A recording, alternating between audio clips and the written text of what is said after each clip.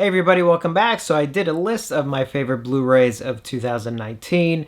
I decided to do a list of my top 10. Now it is going to be a little bit unfinished, kind of like my favorite movies of 2019, only because there's so many releases I haven't seen. There's even some I bought that I haven't even watched yet, and I really didn't want to delay this video any longer. It's a little bit unfinished, but it's, I think, close enough where for the most part I think it would pretty much still be the same. So here are my top 10 Blu-rays of 2019. I'm going to go from 10 to 1. So starting out at number 10 is the German release of John Carpenter's The Thing.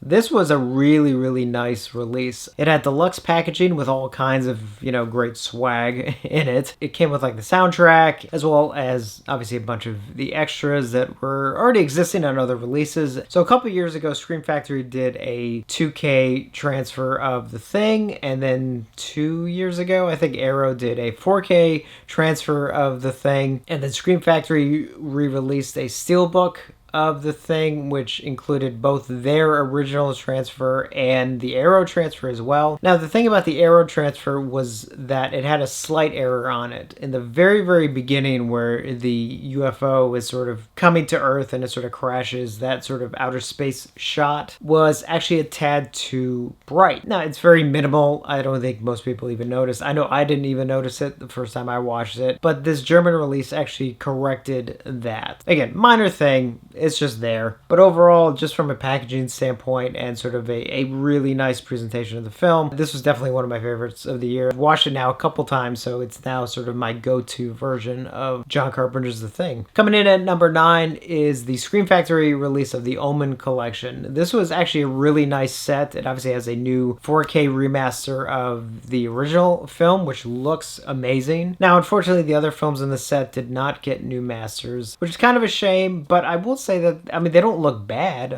Watching, for example, Omen 2 and The Final Conflict, they still look good. They are older releases and they could look better with a new transfer. They still look good even by today's standards. And obviously this set ported over existing extras. It has a couple new ones. It obviously has the remake, and it does have the TV movie Omen 4 as well, which, I don't even know if it would have even gotten a Blu-ray release otherwise. But overall, it was actually, I really liked revisiting the films in this set. Even though all the films did not get new remasters, it was still actually a really nice set. Coming in at number 8 is another Scream Factory release, and that is of Night of the Creeps. Now, I am listing the deluxe version with the figure because for me, there's nothing wrong with the Blu-ray that they put out, but I just felt like the overall release, that package release, really made it something special. So it obviously has Night of the Creeps, and it ports over all the existing extras, and it has obviously a lot of new ones. One of my favorites actually is just the fact that you can watch either the director's cut, which was on the previous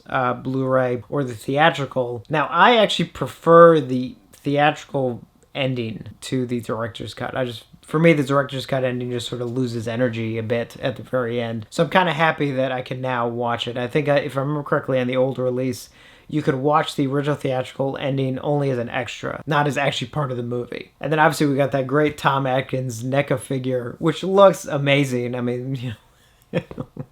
We actually live in a time where we have a Tom Atkins action figure. Coming in at number 7 is another re-release, and that is the Phantasm Sphere Collection. So it obviously has that kind of cool packaging, but obviously the main thing is that it does have a replica of one of the spheres, which does look nice in person. I have a much more expensive replica of one, which is really nice, but this, honestly, the one that actually comes with it, especially when you have it sitting on a shelf, it actually does look really nice. It's really nice and shiny, and it's the proper dimensions. As for a display piece, it's really nice. And then obviously one of the key things is the fact that Phantasm 2 for this release does have a brand new 4K scan from the original negative. It looks so good, so much better than the old release, and obviously it has a couple extra seconds of gore that were edited out of the R-rated version. And then the first Phantasm got a Dolby Atmos track as well added to it, so it's got a couple new things, nothing major. Obviously the main thing would be Phantasm 2 with the remaster, and it actually ended up being a much nicer set than I originally was kind of thinking. It was just like, wow, it's just, I already have the old set. It's like, actually, I'm really happy with this new set. Coming in at number 6, I'm going to cheat a little bit and just sort of combine combine a couple things, and that is the Scream Factory releases of the Universal Horror Collections. I think there are 4 volumes total. I don't think 4 is out yet. I think 3 just came out, which I don't have. I do have 1 and 2.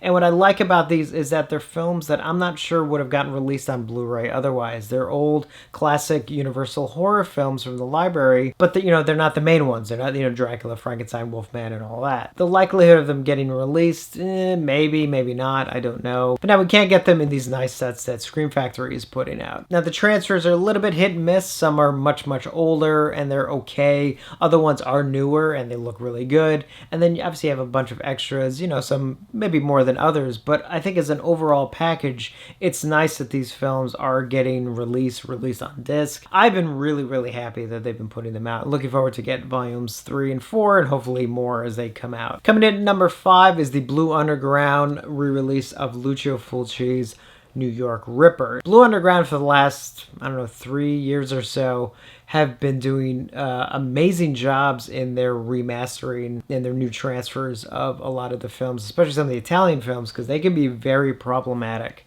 in doing transfers for. And some of the other ones that they've put out have just been amazing. Obviously, they did Zombie, for example, last year, which looks incredible. And this year they have New York Ripper, which, considering how tough that film could be, doing a transfer on just because of the film stock that was used and how grainy the film naturally is and everything, I was really surprised by how good it looked. With all these really, really cool extras, most of them ported over from before, from the previous special editions, but then they do throw in a couple new ones, and it comes with like the soundtrack and everything. I mean, it's just a really, really great special edition, and it also kind of proves that these Italian films can actually be restored to look really, really good, and I'm really excited to get some of the other ones that are coming out as well. Coming in at number 4, I debated having this so high on the list, but I was so really impressed by it, and that is the Synapse 4K UHD release of Suspiria.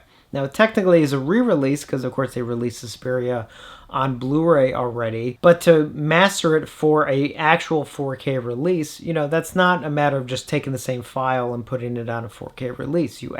It's a completely different process. You have to go back to your main master, and then you have to a complete new pass of the film in order to take full advantage of what a 4K release actually has, the larger color gamut and everything, new HDR pass, for example. And they also added a Dolby Atmos track, which I was really surprised by how good it sounded. So, this is like, the film looks and sounds so incredible. It's almost mind-boggling. Coming in at number 3 is another 4K release, and that is of Stanley Kubrick's The Shining. That was one that also just looked amazing in 4K, and now that one actually has like a lot of extras that are ported over and everything, but it's like, it was really, no matter how many times I've seen the film over the years, it was still amazing watching it again in 4K with the proper color timing, which some older releases were a little off. And I would say probably The Shining and Suspiria, they are sort of close as far as which one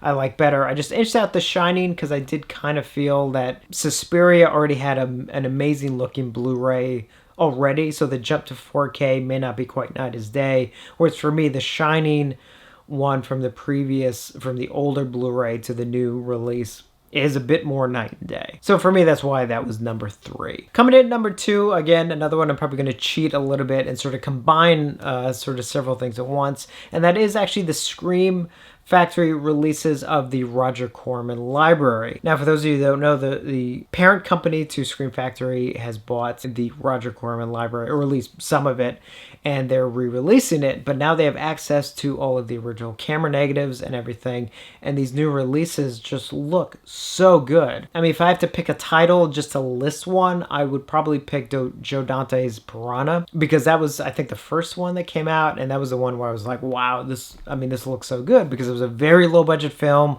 shot on very grainy film stock and everything. The film technically can only look so good, but it looked really good. And having watched now some of the other ones, the quality that they're giving these films is really, really amazing. It's almost like watching them for the first time. That's how really, really great they are. So, that's easily my number 2 pick. And then coming in number 1 as my favorite Blu-ray release of 2019 is Arrow's release of An American Werewolf in London. Now, that is my favorite werewolf film, so it's probably a little bit of bias there, but I was really blown away by how good this special edition is. It ports over a lot of existing extras. It's got a lot of new content, new interviews. It's one of their deluxe version, so you get all the extra bits and everything. The transfer on it is so good. I've now watched it several times since I've gotten it. I mean, if you're any fan of the film, I highly, highly recommend it. Now, there are other titles from some of the companies that I kind of feel would make it. There's a couple Severed titles, for example, that I haven't gotten to yet that I kind of feel like actually could make it to my top 10 list. But I am actually going to say, because I did leave off their releases on purpose, because I'm creating just sort of one more thing, and that is my favorite company of the year, and I'm listing Vinegar Syndrome as that. So last year, for the first time, I did their subscription, and I was so impressed by it that I'm doing it again for this year as well. And that is because I really feel I get my money's worth with Vinegar Syndrome. Their work on transfers and restoring films and doing these special editions is really, really amazing. I mean, just pound for pound, they are putting out releases that, for me, in my opinion, sort of rival, the Criterion Collection. And you could tell how much they're really putting into every single one of their releases. And obviously their slipcovers are second to none. As you guys know. So I decided to actually just name Vinegar Syndrome my favorite company of the year. So again, those are my picks. Let me know some of your favorites of this year, and definitely also some recommendations. There's obviously several I haven't bought yet that I hope to get soon, and obviously quite a few I still have to watch. So as always, thank you for watching, and I will see you on the next one.